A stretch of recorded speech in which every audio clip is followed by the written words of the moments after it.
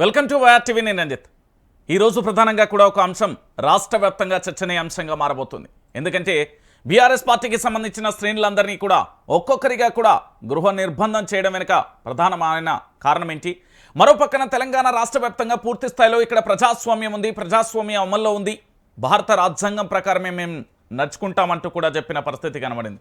కానీ ఇక్కడ అలాంటి పరిస్థితి ఎక్కడా కూడా కనిపించని పరిస్థితి కనబడుతుంది. ఎందుకు నేను ఈ అంశాన్ని చెప్తున్నానంటే తెలంగాణ ప్రాంత బిడ్డలారా మళ్ళీ ఆలోచించండి. ఈరోజు తెలంగాణ రాష్ట్ర రాజకీయాలలో జరుగుతున్న ఈ విధ్వంసమైన పాలనకు సంబంధించి మనం చూసే ప్రయత్నం అయితే చేయాలి. ఎందుకంటే ప్రజలారా మళ్ళొక్కసారి కూడా నేను చెప్తున్నా, ఇక్కడ బీఆర్ఎస్ పార్టీకి సంబంధించి ప్రధాన విపక్షంగా ఉన్న పార్టీని టార్గెట్ చేయడం వెనుక మతలబేంటి, ఈ టార్గెట్ వెనుక జరుగుతున్న అసలు సిసలైన కుట్రలను కూడా నేను ఈరోజు మరొక వీడియోతో మధ్యాహ్నం అయితే బట్టబయలు చేసే ప్రయత్నం అయితే చేయబోతున్నాను. ఇప్పటి వరకు మనం ప్రాథమిక సమాచారం మాత్రమే అందింది. సో పూర్తి స్థాయిలో కూడా దానికి సంబంధించిన ఆధారాలను కూడా నేను సేకరించే ప్రయత్నం అయితే చేయబోతున్నాను. అయితే పూర్తి స్థాయిలో కూడా ఈరోజు కేటీఆర్ అరెస్టు ఉండబోతుందనే అంశానికి సంబంధించి ప్రధానంగా కూడా చర్చనీయాంశంగా మారుతుంది. కేటీఆర్ అరెస్టు ఉంటే ఏ విధంగా ఉంటుంది, కేటీఆర్ను అరెస్టు చేయాల్సిన పనేంటి, నిజంగా కేటీఆర్ను అరెస్టు చేస్తారా? మరి ఇక్కడ పూర్తి స్థాయిలో కేటీఆర్ ఒకవైపు తనకు సంబంధించి అలాంటిది ఏది జరగలేదు అంటూ కేటీఆర్ చెప్తున్న తరుణం, మరోవైపు ఇక్కడ పూర్తి స్థాయిలో అవినీతి జరిగిందంటూ ప్రభుత్వం చెప్తున్న పరిస్థితి కనబడుతుంది. ఇక్కడ మూడు అంశాలను కూడా తెర మీదకి తీసుకోవచ్చు. ఒకటి, అవినీతి ఆరోపణలకు సంబంధించి కేబినెట్ అనుమతి లేదంటూ, దాంతోపాటు ఎన్నికల కమిషన్ అనుమతి లేదంటూ, ఆర్బీఐ అనుమతి లేదంటూ, దాని తర్వాత పూర్తి స్థాయిలో క్విడ్ ప్రోకో అంటూ, దాని తర్వాత ఎలక్ట్రోల్ బాండ్ అంటూ ఇట్లా రకరకాలుగా కూడా చెప్పిన పరిస్థితి కనబడుతుంది. సో ఇలాంటి పరిస్థితులలో ఏంటి అనేది కూడా ఒకసారి మనం ఆరా తీసే ప్రయత్నం అయితే చేయాలి. ఎందుకు, ఏం జరిగింది అనేది కూడా మనం చూసే ప్రయత్నం అయితే చేద్దాం. తెలంగాణ ప్రాంత బిడ్డలారా ఇక్కడ జరుగుతున్న ఎపిసోడ్కు సంబంధించి ఒకసారి మీరందరూ కూడా చూడొచ్చు. ఏంటి అంటే ప్రధానంగా కూడా ఈరోజు ఒకటే అంశం తెలంగాణ రాష్ట్ర వ్యాప్తంగా కూడా ఉధృతంగా కనబడుతున్న అంశం ఏంది? KTR arrest, KTR arrest, KTR arrest. దీనికి సంబంధించి కాంగ్రెస్ పార్టీ కాలం ఎల్లదీస్తున్న పరిస్థితి కనబడుతుంది. ఇక దీనితో పాటుగా ఇప్పటి వరకు పూర్తిగా కూడా జరిగిన ఎపిసోడ్లలో ఏంది అంటే వాస్తవానికి నిజంగా కూడా తెలంగాణ రాష్ట్ర వ్యాప్తంగా కూడా పోలీసుల నిర్బంధంలో ఏ విధంగా ఉన్నారు అనేది ఒకసారి మనం చూసే ప్రయత్నం అయితే చేద్దాం. ఇది మాజీ మంత్రి తన్నీరు హరీష్ రావు గారి నివాసం అండి. ఇక్కడ పోలీసులు ఉదయమే ఎగ్జాక్ట్గా 5:45 ఇక్కడికి పోలీసులు చేరుకున్నట్టుగా సమాచారం. అంటే తెల్లవారు జామున పూర్తి స్థాయిలో ఇక్కడికి పోలీసులు తమ కాన్వాయిలలో వచ్చి నిర్బంధాలలో ఉంచిన పరిస్థితి కనబడుతుంది. దీంతో పాటుగా చాలామంది పోలీసులు కూడా నిర్బంధంలో, చాలామంది బీఆర్ఎస్ నేతలను కూడా నిర్బంధంలో ఉంచే ప్రయత్నం అయితే చేశారు. ఒకసారి దానికి సంబంధించి కూడా మనం ఒకసారి విజువల్ కూడా చూసే ప్రయత్నం అయితే చేద్దాం. ఎందుకంటే ఫోటోలకు సంబంధించి కూడా మనకు అందిన సమాచారం ఉంది. ఒకసారి ఇది తన్నీరు హరీష్ రావు గారి ఇంటి దగ్గర పూర్తి స్థాయిలో పోలీసులకు సంబంధించి ఏ విధంగా ఉన్నారో కూడా ఒకసారి మీరు చూడొచ్చు. ఇక్కడ పూర్తిగా కూడా ఇక్కడ ఒక 10 మంది పోలీసులు, దాంతో పాటుగా ఇటు మరోవైపు ఇక్కడ దాదాపుగా 2-3 కాన్వాయిలలో పోలీసులు ఉన్న పరిస్థితి కనబడుతుంది. పూర్తిగా తన్నీరు హరీష్ రావును గృహ నిర్బంధం చేసిన పరిస్థితి అయితే ఇక్కడ మీరు అందరూ కూడా చూడొచ్చు. కనీసం ఎందుకు గృహ నిర్బంధం చేశారు, కారణం ఏంటి అనేది కూడా చెప్పకుండా హరీష్ రావును పోలీసులు గృహ నిర్బంధం చేసిన ఎపిసోడ్ అయితే ఇక్కడ మనం చూస్తున్నాం. దాంతోపాటు ఇక్కడ మరో అంశం ఏంటంటే ఈరోజు అంటే దాదాపుగా 10 గంటల సమయంలో ఏసీపీ కార్యాలయానికి మాజీ మంత్రి బీఆర్ఎస్ వర్కింగ్ ప్రెసిడెంట్ కేటీఆర్ అయితే చేరుకోబోతున్నారు. అక్కడికి చేరుకునే తరుణంలో పూర్తి స్థాయిలో తన అడ్వకేట్తో కలిసి వెళ్ళడానికి ఇదివరకే హైకోర్టు అయితే అనుమతి ఇచ్చింది. కానీ విచారణ సమయంలో రికార్డు కానీ దాంతో పాటుగా విజువల్ కానీ ఎలాంటివి తీయకూడదు, అడ్వకేట్ను లోపలికి అనుమతించేది లేదు, కానీ తీసుకెళ్లవచ్చు అంటూ కూడా చెప్పిన పరిస్థితి అయితే కనబడింది. దాంట్లో భాగంగా ఇప్పటికే ఎమ్మెల్సీ కవిత కూడా ఏది కేటీఆర్కు సంబంధించిన ఇంటికి కూడా చేరుకున్న పరిస్థితి అయితే కనబడుతుంది. దానికి సంబంధించి కూడా మనం ఒకసారి చూద్దాం. ఇటు ఎమ్మెల్సీ కవిత కూడా వారి యొక్క భర్తతో కలిసి ఇద్దరు కూడా హరీష్ రావును గృహ నిర్బంధంలో ఉంటే కేటీఆర్ ఇంటికైతే చేరుకున్న పరిస్థితి అయితే కనబడుతుంది.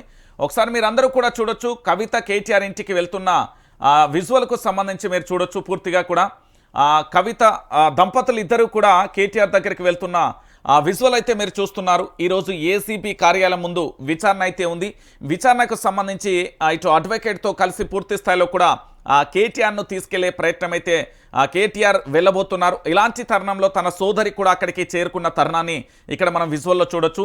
ఇటు మరోవైపు మాజీ మంత్రి తన్నీరు హరీష్ రావుకు సంబంధించి పూర్తి స్థాయిలో తన నివాసం వద్ద పోలీసులు పూర్తిగా కూడా నిర్బంధంలో ఉన్న పరిస్థితి అయితే చూశారు. ఇక పూర్తిగా కూడా తెలంగాణలో చాలామంది బీఆర్ఎస్ నేతల ఇంటికి మాత్రం పోలీసులు వెళ్ళినట్టుగా తెలుస్తుంది.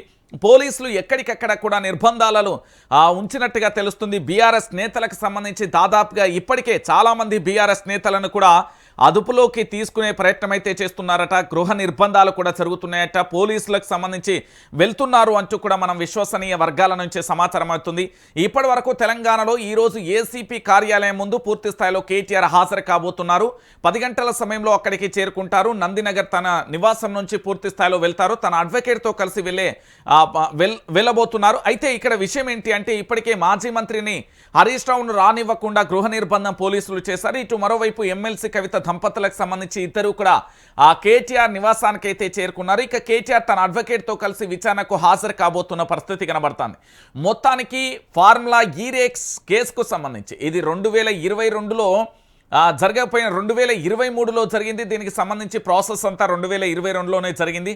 సో ఇలాంటి పరిస్థితులలో దీన్ని పూర్తి స్థాయిలో కూడా ఎందుకు ఈ విధంగా అవినీతి అని మొదట చెప్పారు. మొదట రాష్ట్ర ప్రభుత్వానికి సంబంధించి బయట లీకులు ఇచ్చింది ఏంటి అంటే 54.88 కోట్లు అంటే సుమారు 55 కోట్ల అవినీతి జరిగింది అంటూ మొదటిసారిగా ఆరోపణ చేశారు. ఆ తర్వాత 600 కోట్లు అంటూ మరోసారి ఆరోపణ చేశారు. ఇక మూడోసారి ఆర్బీఐ అనుమతి లేదు అంటూ మరోసారి ఆరోపణ చేశారు. ఆ తర్వాత ఎన్నికల కమిషన్ ఏది అనుమతి లేదు అంటూ కూడా మరొకసారి ఆరోపణ చేశారు. దానితో పాటుగా ఇంకొకసారి ఎన్నికల కమిషన్తో పాటుగా ఇక్కడ క్విడ్ ప్రోకో జరిగింది అంటూ ఆరోపణ చేశారు. ఎలక్టోరల్ బాండ్ అంటూ ఆరోపణ చేస్తూ వస్తున్న తరుణం కనబడుతుంది. అంటే పూర్తి స్థాయిలో కూడా ఈ ఫార్ములా ఈరేస్ అనేది స్టెప్ బై స్టెప్ ఏ విధంగా ఆరోపణలతో పూర్తి స్థాయిలో ప్రభుత్వానికి సంబంధించి చేసే ప్రయత్నం అయితే చేశారు. సో మొత్తానికి ఏసీపీ విచారణకు అటెండ్ అయిన తర్వాత అక్కడ అదుపులో తీసుకునే అవకాశాలు ఉన్నాయంటూ కూడా కొంతమంది వాదిస్తున్న పరిస్థితి అయితే కనబడుతుంది.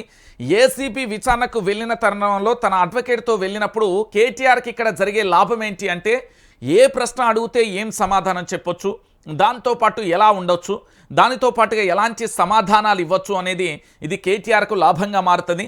ఇక్కడ ప్రభుత్వానికి సంబంధించి కేటీఆర్ను రాజకీయ కక్ష సాధింపులో భాగంగా అరెస్టు చేయదలుచుకుంటే ఖచ్చితంగా విచారణలో భాగంగా పూర్తి స్థాయిలో ప్రశ్నించిన తర్వాత అక్కడే అదుపులోకి తీసుకునే అవకాశం ఉంటుంది అంటూ కూడా ఇక్కడ ఎక్స్పర్ట్ అంటే పూర్తి స్థాయిలో ఈ కేసుకు సంబంధించిన ఎక్స్పర్ట్కు సంబంధించి అయితే చెప్తున్న తరుణం కనబడుతుంది. సో మొత్తానికి ఈరోజు ఉద్రిక్తమైన పరిస్థితి ఉండే అవకాశాలు ఉంది. ఉద్రిక్తమైన పరిస్థితులు కూడా కొనసాగే అవకాశాలు కూడా చాలా స్పష్టంగానైతే మనకు కనబడుతున్నాయి. ఇక దీనితో పాటుగా మరొక ఎపిసోడ్ ఏంటి అంటే తెలంగాణ రాష్ట్ర వ్యాప్తంగా పూర్తిగా మీ అందరికీ తెలిసిన విషయమే. ఇక్కడ కాంగ్రెస్ పార్టీకి సంబంధించి కంటే ఇక్కడ పూర్తి స్థాయిలో నిన్న జరిగిన ఎపిసోడ్లలో ఒకసారి మనం చూడొచ్చు. పూర్తిగా కూడా నిన్న కేటీఆర్ చివరి ప్రెస్ మీట్ అనుకోవచ్చు. ఎందుకంటే విచారణకు అటెండ్ అయిన తర్వాత తన అదుపులోకి తీసుకుంటే మాత్రం ఇదే పూర్తి స్థాయిలో తెలంగాణ భవన్లో పూర్తిగా కూడా ప్రెస్ మీట్ ఇదే చివరిది అవ్వచ్చు. లేదు అంటే విచారణకు అటెండ్ అయిన తర్వాత రాష్ట్ర ప్రభుత్వానికి సంబంధించి కుట్రపూరితంగా అరెస్టు చేస్తుందని ఇప్పటికే ప్రజల్లోకి మెసేజ్ వెళ్లడంతో ప్రభుత్వానికి ఇమేజ్ డ్యామేజ్ అయినా పర్వాలేదు, కుట్ర కోణంలో మేము అరెస్టు చేస్తామంటే దీన్ని ప్రజలు కూడా చాలా నిశ్చింతగా కూడా గమనిస్తున్న పరిస్థితి అయితే కనబడుతుంది. అయితే ఇక్కడ తెలంగాణ భవన్లో బుధవారం జరిగిన బీఆర్ఎస్ నూతన సంవత్సరం డైరీ ఆవిష్కరణ కార్యక్రమంలో పాల్గొన్న పార్టీ వర్కింగ్ ప్రెసిడెంట్ కేటీఆర్, మాజీ మంత్రులు హరీష్ రావు, పొన్నాల లక్ష్మయ్య, మండలిలో విపక్ష నేత మధుసూదనాచారి, ఎమ్మెల్యే పాడి కౌశిక్ రెడ్డి, పార్టీ నాయకులు శంకర్ నాయక్, బాలమల్లు అంటూ కూడా ఇక్కడ వీళ్ళందరూ సభా వేదిక దగ్గర పాల్గొన్న అంశానికి సంబంధించి కూడా మనం చూస్తున్నాం. అయితే రాష్ట్రంలో 3D పాలన కొనసాగుతుంది. ఒకటి డిటెన్షన్, డిటెక్షన్ అంటూ కూడా చూడొచ్చు. ఏడాదిగా ఇదే జరుగుతుంది. హామీలపై మాట తప్పిన కాంగ్రెస్ను నిలదీద్దాం, ప్రభుత్వ మోసాలపై ఏడాదంతా కొట్లాడతాం, ఒక్కో కార్యకర్త ఒక్కొక్క కేసీఆర్లా పోరాడాలి, అక్రమ కేసులకు ఎవరూ భయపడద్దు, బీఆర్ఎస్ పార్టీ 60 లక్షల మంది కుటుంబం, గ్రామం నుంచి రాష్ట్ర స్థాయి వరకు కమిటీలు, పార్టీల కార్యకర్తలకు శిక్షణా తరగతుల నిర్వహణ, బీఆర్ఎస్ వర్కింగ్ ప్రెసిడెంట్ కేటీఆర్ వెల్లడి, కోతలు లేకపోతే ఎగవేతలు, కాదంటే కేసులు, ఏడాది పాలనలో ప్రజలకు సీఎం చేసేది ఏమీ లేదు, మాజీ మంత్రి సిద్దిపేట ఎమ్మెల్యే హరీష్ రావు ఫైర్ అంటూ కూడా చూడొచ్చు. తెలంగాణ భవన్లో పార్టీ డైరీ ఆవిష్కరణ అంటూ కూడా మీరు ఇక్కడ చూస్తున్న పరిస్థితి కనబడుతుంది. అయితే పూర్తి స్థాయిలో కూడా దీనికి సంబంధించి నేను చాలా క్లారిటీగా మీకు వివరించే ప్రయత్నం చేస్తా. న్యాయవాదిని వెంట తీసుకెళ్లవచ్చు, కేసీఆర్పై కేటీఆర్పై ఫార్ములా ఈ కేసులో ఏసీబీ అధికారులకు హైకోర్టు ఆదేశం. విచారణ తీరుపై అనుమానాలు ఉంటే మళ్లీ కోర్టుకు రావచ్చన్న న్యాయమూర్తి. ముగిసిన అరవింద్ కుమార్ బిఎల్ఎన్ రెడ్డి విచారణ ఈరోజు కేటీఆర్కు సంబంధించిన విచారణ ఉండబోతుంది. దానికి సంబంధించి కూడా మీరందరూ ఆలోచించాలి. ఇక్కడ డిటాక్షన్ దాంతోపాటు డిస్ట్రక్షన్ అంటూ కూడా 3 అంశాలు, అంటే 3D పాలన కొనసాగుతుంది అంటూ కూడా ఇక్కడ మోసం, విధ్వంసం, విస్మరణ కొనసాగుతుంది అంటూ కూడా ఇక్కడ సంచలనమైన వ్యాఖ్యలు అయితే కేటీఆర్ చేశారు. అయితే పూర్తి స్థాయిలో కూడా బీఆర్ఎస్ పార్టీకి సంబంధించిన కార్యకర్తలు ఒక్కరు కాదండి, 2 కాదు, 10 మంది కాదు, 100 మంది కాదు, 1000 మంది కాదు. బీఆర్ఎస్ పార్టీ అనే కుటుంబం లక్షల సమూహం కలిగిన కుటుంబం. దాదాపుగా 60 లక్షల మంది ఈ తెలంగాణలో బీఆర్ఎస్ పార్టీ జెండాను మోస్తున్న కార్యకర్తలు. అది కేసీఆర్ నుండి కార్యకర్త వరకు, కార్యకర్త నుండి కేసీఆర్ వరకు.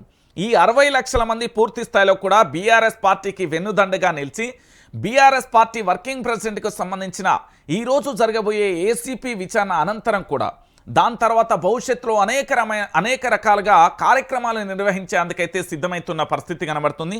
ఇక్కడ తెలంగాణలో సంవత్సరం కాలంలో 6 గ్యారంటీలు, 13 అంశాలు, 420 హామీలే తప్ప వాటన్నింటినీ కూడా విపక్షంలో ఉన్నప్పుడు మేము ఖచ్చితంగా కూడా అమలు చేస్తామంటూ కూడా చెప్పాను.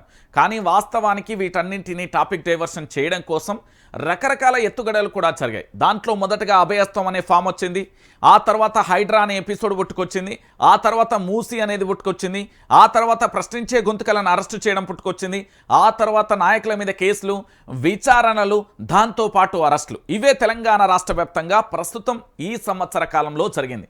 మరి రాష్ట్ర ప్రభుత్వానికి సంబంధించి సంవత్సర కాలంలో ఏం చేసింది అంటే సెక్రటరియట్ దగ్గర తెలంగాణ తల్లి యొక్క రూపాన్ని పెట్టడం, అంటే సెక్రటరియట్లో లేదు, మేము ఆవిష్కరించినామని, అది కూడా పెద్ద వివాదాస్పదంగా మారిపోయింది.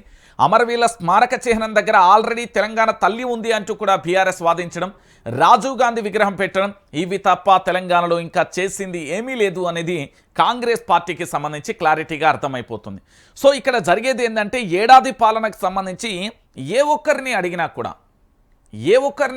కూడా ఈ ఏడాది పాలనలో కేవలం టాపిక్ డైవర్షన్, అంటే ఓ అంశాన్ని తీసుకురావాలి ప్రజల్లోకి, దాని గురించి చర్చించుకోవాలి, అది అయిపోలేపు ఇంకో అంశాన్ని తీసుకురావాలి, దాని గురించి కూడా చర్చించాలి, ఇది అయిపోయేలోపు ఇంకొక అంశాన్ని తీసుకురావాలి, దాన్ని కూడా చర్చించేలా చేయాలి, ఇది అయిపోయేలోపు ఇంకొక అంశాన్ని తీసుకురావాలి, దాన్ని కూడా చర్చించేలా చేయాలి.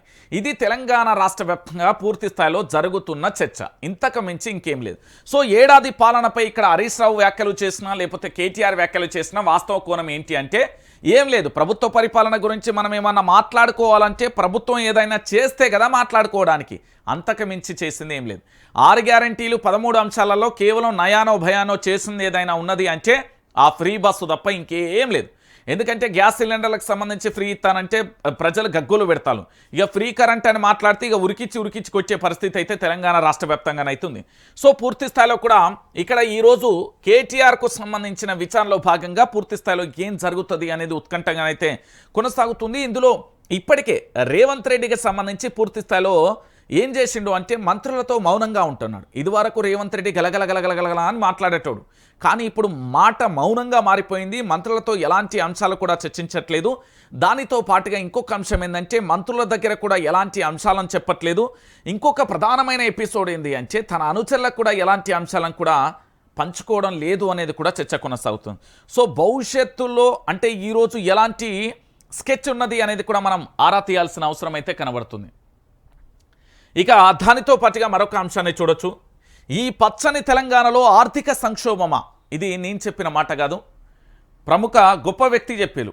ఎవరు అంటే లోక్సత్తా నేత జయప్రకాష్ నారాయణ కీలక వ్యాఖ్యలు చేసుకున్నారు. ప్రజాప్రభుత్వాలకు ఫ్యూడల్ మనస్తత్వం సరికాదు, హడావిడిగా తీసుకున్న నిర్ణయాలు నేరమవుతుందా? కక్షపూరిత రాజకీయాలతో ప్రజలకు మేలు జరగదు, మహనీయుల విగ్రహాలు కాదు కావాల్సింది ఆదర్శాలు అంటూ కూడా చెప్పిన పరిస్థితి.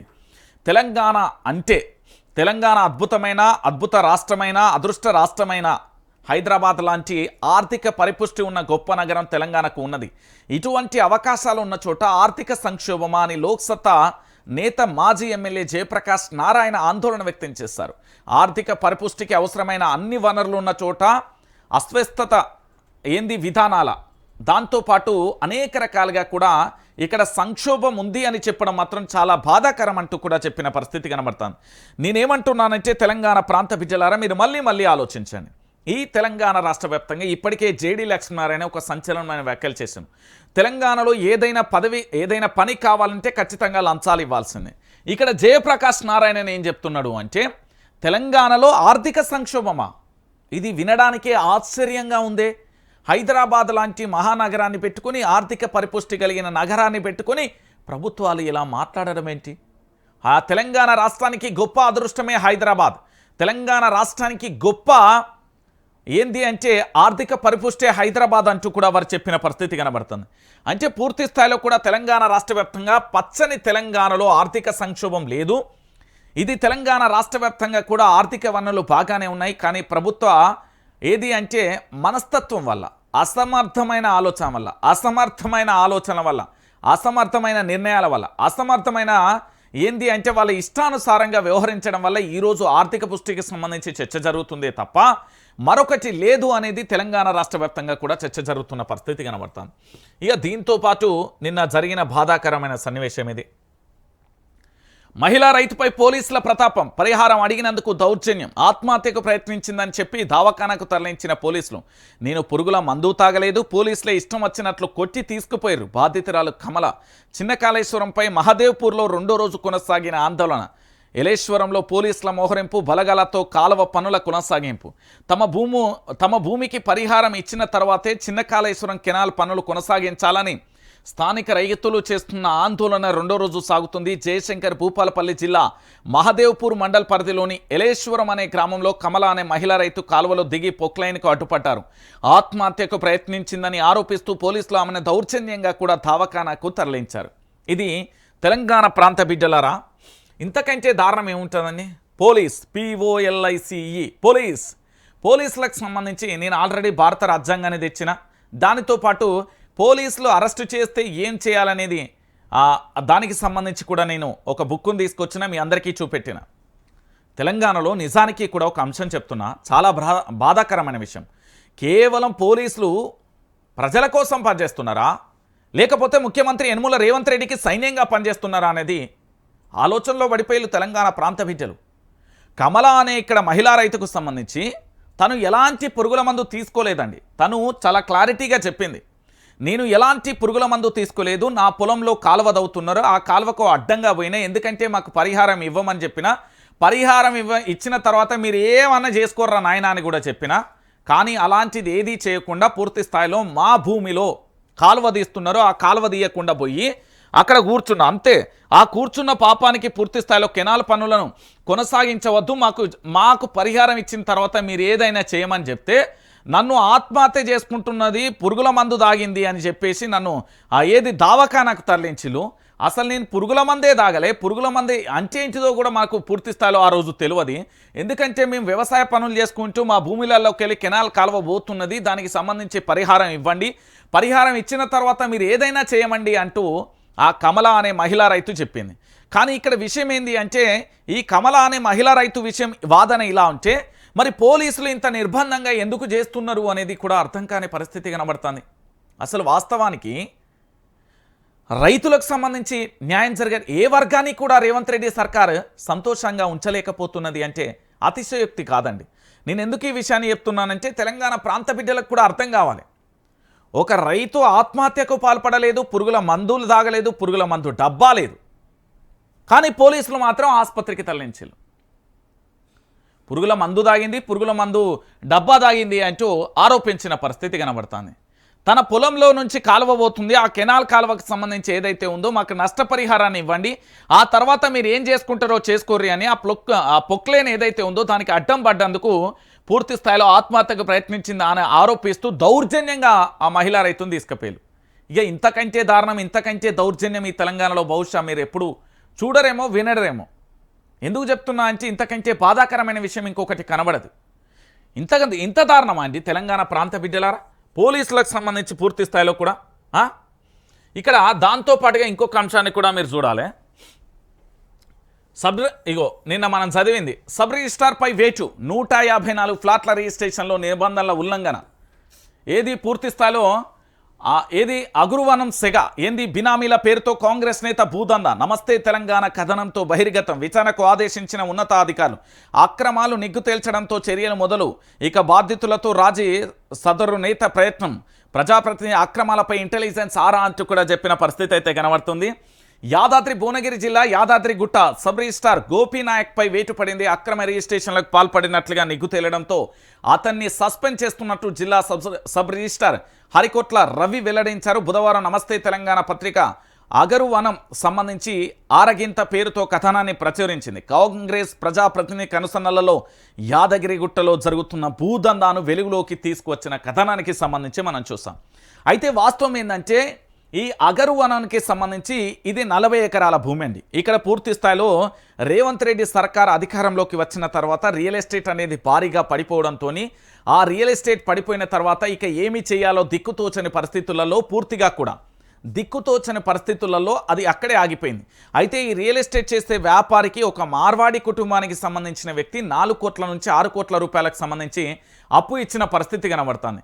ఎందుకు అంటే పూర్తిగా కూడా ఈ 6 కోట్ల రూపాయల అప్పులో భాగంగా పూర్తిగా కూడా జరిగిన ఎపిసోడ్ ఏంటి అంటే ఈ 6 కోట్లకు సంబంధించి దాంట్లో నాకు ఇవ్వట్లేదు అంటూ కూడా ఒక ప్రజాప్రతినిధి ప్రస్తుత కాంగ్రెస్ ఎమ్మెల్యే మొట్టమొదటిసారిగా ఏది చట్టసభలలో అడుగుపెట్టిన ఎమ్మెల్యే దగ్గరికి పోతే నీకు ఎంత రావాలి బిడ్డ అంటే 6 కోట్ల రూపాయలకు సంబంధించి పూర్తి స్థాయిలో ఇప్పిస్తా అని చెప్పేసి ఆ రియల్ ఎస్టేట్ వ్యాపారి దగ్గర ఒప్పందం చెప్పించే బదులు అలా 10 ఎకరాలు దొబ్బిపోయింది సార్. ఆ 10 ఎకరాలకు సంబంధించి పూర్తి స్థాయిలో బినామీల పేరుతోని ఎక్కడికక్కడికి కూడా ఎత్తుకపోయిన పరిస్థితి కనబడుతుంది. ఇక దాని మీద కథనాలు ప్రచురించిన తర్వాత అధికారులలో చలనం వచ్చి మేము ప్రభుత్వ జీతాలు తీసుకుంటున్నాం అంటే ప్రజలు కట్టే పన్నుల ద్వారా వచ్చే జీతాలు తీసుకుంటున్నాం, మాకు ఇక్కడ సోయి ఉంది, నిజాయితీ నిబద్ధతతో పనిచేసే కొంతమంది అధికారులం ఉన్నా అని చెప్పి ఒక్కసారిగా ఉలిక్కి పడ్డ వాతావరణం. అధికారులు నీతి నిజాయితీ నిబద్ధతతో పనిచేస్తే అధికారులు వేటు వేసిన పరిస్థితి కనబడుతుంది. ఇక దీనితోని పూర్తిగా కూడా ఏంటి అంటే ఈ కథనానికి సంబంధించి పూర్తిగా కూడా బట్టబయలైన పరిస్థితి కనబడుతుంది. ఇక దీంట్లో జరిగిన పరిస్థితి ఏంటండి, ఇక దీంతోని విచారణ మొదలైంది. దీనికి సంబంధించిన కథన ఇంటెలిజెన్స్ దాకపోయింది. తెలంగాణలో ఇంటెలిజెన్స్ ప్రశ్నించే గొంతుకల మీద టాయిలెట్ పోతున్నాడా, బువ్వ తింటున్నాడా, ఇంకేం చేస్తున్నాడు, దగ్గిండా తుమ్మిండా అని ఉన్నంత సౌయి ఈ తెలంగాణలో ప్రజాప్రతినిధులు ఏం చేస్తున్నారో వాళ్ళ మీద పెట్టర్రా నాయన. మీరు ఏమన్నా అంటే మా దగ్గరికి వచ్చుడు కాదు, ఏం చేస్తారో అరెస్టులు చేసి కేసులు పెడతారు, అంతకుమించి పెద్ద పొడిచేదే ఉంటుంది మీరు. ఇక దాంతోపాటుగా మరొక అంశం, హైదరాబాద్కు జలగండం ప్రత్యామ్నాయం ఉందా, సుంకిశాల వైఫల్యం భయపెడుతున్న ఏఎంఆర్పి స్టిక్నర్ లీకేజ్లు శాశ్వత మరమ్మతులు చేయాలంటున్న నీటిపారుదల శాఖ ప్రత్యామ్నాయం చూసుకోవాలని జలమండలికి సూచన. ప్రభుత్వానికి లేఖ రాసిన నీటిపారుదల శాఖ ఈఎన్సీ ఇక సుంకిశాల పూర్తయితే సాఫీగా నగరానికి కృష్ణా జలాలు. మెగా కంపెనీ తప్పిదంతో 4 నెలలైన పునరుద్ధరణకు నోచుకొని సుంకిశాల పనులు అంటూ కూడా చెప్పిన పరిస్థితి కనబడుతుంది. వచ్చేది ఎండాకాలం. ఏంది అంటే పూర్తి స్థాయిలో హైదరాబాద్ మహానగరానికి తాగునీటి సరఫరాకు ప్రాణాధారమైన కృష్ణా జలాల తరలింపులకు ముప్పు పొంచి ఉన్నది. నాగార్జున సాగర్లో పుష్కలంగా నీటి మట్టం ఉన్నప్పటికీ సాంకేతిక సమస్యలతో ఇబ్బంది పడుతూ ఎదురవుతున్నాయనే ఆందోళన అధికార యంత్రాంగం మొదలవుతుందా. నీటిపారుదల శాఖ ఇంజనీర్ ఇన్ చీఫ్ ఇటీవల ప్రభుత్వానికి రాసిన లేఖను పరిశీలిస్తే నిజమేనని కూడా తెలుస్తున్న పరిస్థితి కనబడుతుంది. నేనేమంటున్నానంటే ఇక్కడ పూర్తి స్థాయిలో మీరు అందరూ కూడా ఆలోచించాల్సిన విషయం ఏంటి అంటే హైదరాబాద్కు సంబంధించి ఇప్పుడు వచ్చే ఎండాకాలంలో పూర్తి స్థాయిలో కూడా నీళ్ళ కోసం బుక్కెడ నీళ్ళ కోసం అగచాట్లు పడాల్సి అవసరం వస్తుంది. అలాంటి పరిస్థితి దానితో పాటుగా మన ఇళ్లలో నీళ్ళ కోసం కూడా కన్నీళ్లు పెట్టుకోవాల్సిన పరిస్థితి వస్తుంది. పట్నం మొత్తం కూడా నీటి కోసం అల్లాడే పరిస్థితులు రాబోతున్నాయి, అతి త్వరలో వస్తుంది. ఎందుకంటే ఇది రేవంత్ రెడ్డి సర్కార్కు సంబంధించి ఆయన మీద నిందలో అపనిందలో వేయడానికి లేదు. అక్కడ వాళ్ళు రాసిన పూర్తి స్థాయికి సంబంధించిన ఏదైతే లేఖ ఉందో ఆ లేఖలలో బట్టబయలైపోయింది. ఎందుకంటే సుంకిశాల ప్రాజెక్టును పూర్తి స్థాయిలో మరమ్మతులు చేయమంటే చేసిన పరిస్థితి లేదు.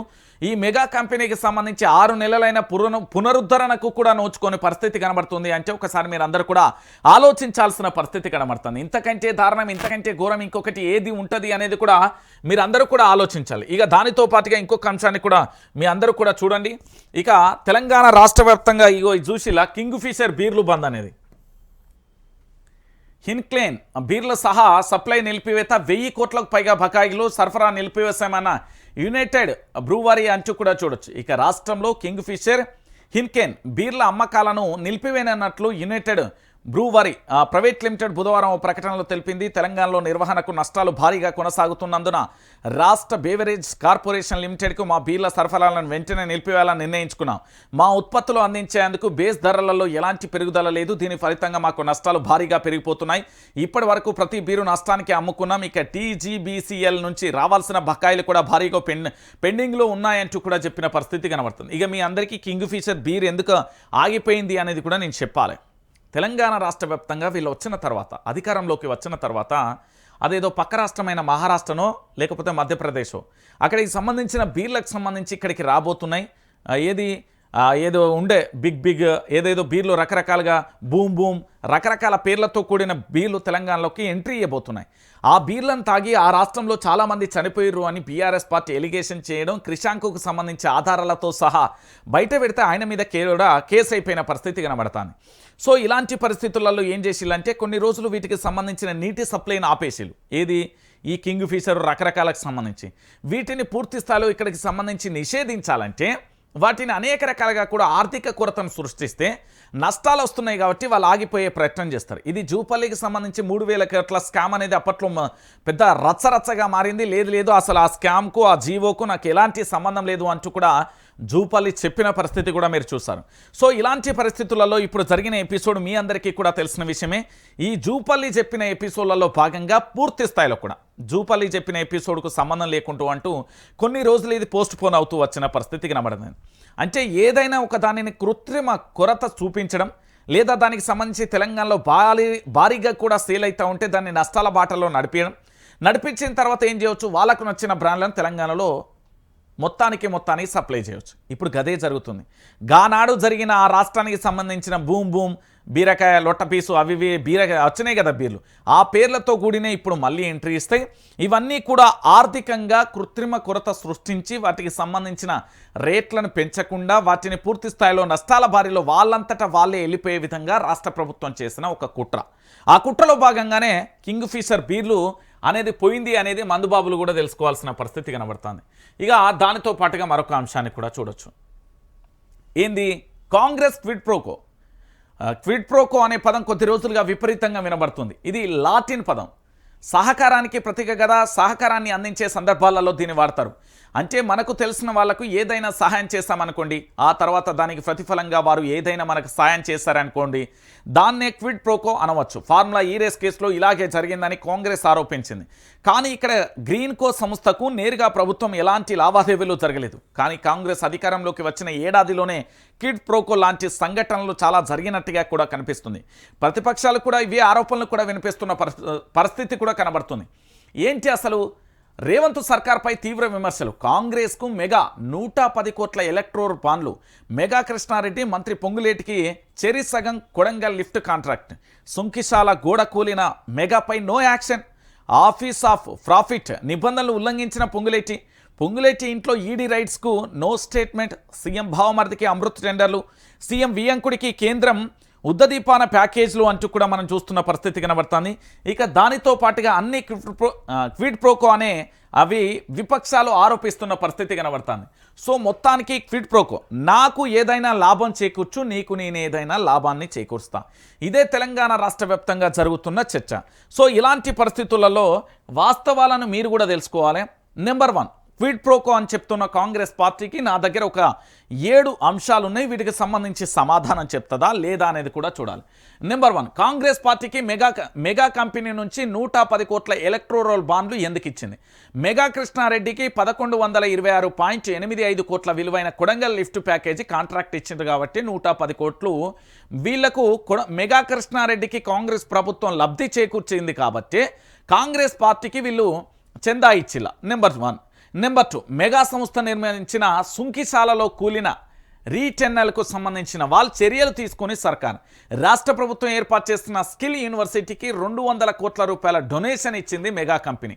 అంటే నేను ఏదైనా తప్పు చేస్తా, తప్పు జరిగినప్పుడు నన్ను ఎలాంటి ఇబ్బందులకు కూడా గురి చేయకూడదు అంటూ కూడా ఇక్కడ లంచం ఇచ్చినట్టుగానే. ఇక 3వది రాష్ట్ర కేబినెట్ మంత్రిగా పొంగులేటి శ్రీనివాసరెడ్డి. పొంగులేటికి చెందిన రాఘవ కన్స్ట్రక్షన్కు 1134.62 కోట్ల విలువైన కొడంగల్ లిఫ్ట్ ప్యాకేజీ కాంట్రాక్ట్ 1 ఇచ్చిర్రు. సో ఇచ్చిర్రు కాబట్టి దానికి సంబంధించి కూడా బయటికి రాలే. ఇక క్విడ్ ప్రోకో 4 మంత్రి పొంగులేటి శ్రీనివాసరెడ్డి నివాసంలో గత ఏడాది సెప్టెంబర్ 27న ఈడీ సోదాలు. తర్వాత ఆదానీని కలిసిన పొంగులేటి శ్రీనివాసరెడ్డి సోదాలు సీజ్ చేసిన వస్తువులపై 100 రోజులు అవుతున్న ఎలాంటి ప్రకటన కూడా చేయలేని పరిస్థితి కనబడుతుంది. సో ఆదానీని నేను ఎప్పుడైతే లిఫ్ట్ దగ్గర మనోడు కలిసిండో అప్పటి తన నుంచి ఎలాంటి పంచాయతీ లేకుండా పోయింది.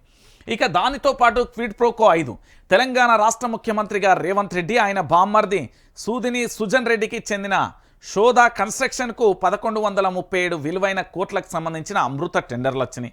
ఆరోది తెలంగాణ రాష్ట్ర ముఖ్యమంత్రిగా రేవంత్ రెడ్డి సొంత అల్లుడు సత్యనారాయణ రెడ్డికి చెందిన మ్యాక్సిబియాన్ ఫార్మాకు కొడంగల్లో భూములు కేటాయిస్తున్నారని ఈడీకి ఫిర్యాదు. క్విడ్ ప్రోకో 7 రేవంత్ రెడ్డి వియంకుడికి వెంకటరెడ్డికి చెందిన నెక్సన్స్ ఫీడ్ లిమిటెడ్ దివాలా ఉద్దదీపన పథకం కింద 213.57 కోట్ల సాయం చేసిన మోడీ సర్కార్ అంటూ కూడా చెప్పిన పరిస్థితి కనబడుతుంది. ఇక రేవంత్ రెడ్డి పెద్ద దోపిడీదారు, మరోసారి రెడ్ హ్యాండెడ్గా దొరికిపోయిండు. సీఎం వెంటనే పదవికి రాజీనామా చేయాలి. మంత్రి పొంగులేటి మెగా కృష్ణారెడ్డిని అరెస్టు చేయాలి. కొడంగల్ ప్రాజెక్టులో క్విడ్ ప్రోకో జరిగింది. పైసలు ఇచ్చిన వాళ్ళకే కాంట్రాక్టులు ఇస్తున్నారు. క్రిమినల్ కేసులు పెడతా, సుప్రీంకోర్టు దాకా వెళ్తా, బక్క జడ్సన్ సంచలన ఆరోపణలు అంటూ కూడా చెప్పిన పరిస్థితి కనబడుతుంది. నేను ఎందుకు ఈ విషయాన్ని చెప్తున్నా అంటే తెలంగాణ ప్రాంత బిడ్డలారా మళ్ళీ ఆలోచించండి. మొత్తానికి తెలంగాణ రాష్ట్ర వ్యాప్తంగా కాంగ్రెస్ పార్టీ నీకెంత నాకెంత, నీకు ఇది ఇస్తే నేను నీకు ఇది ఇస్తా.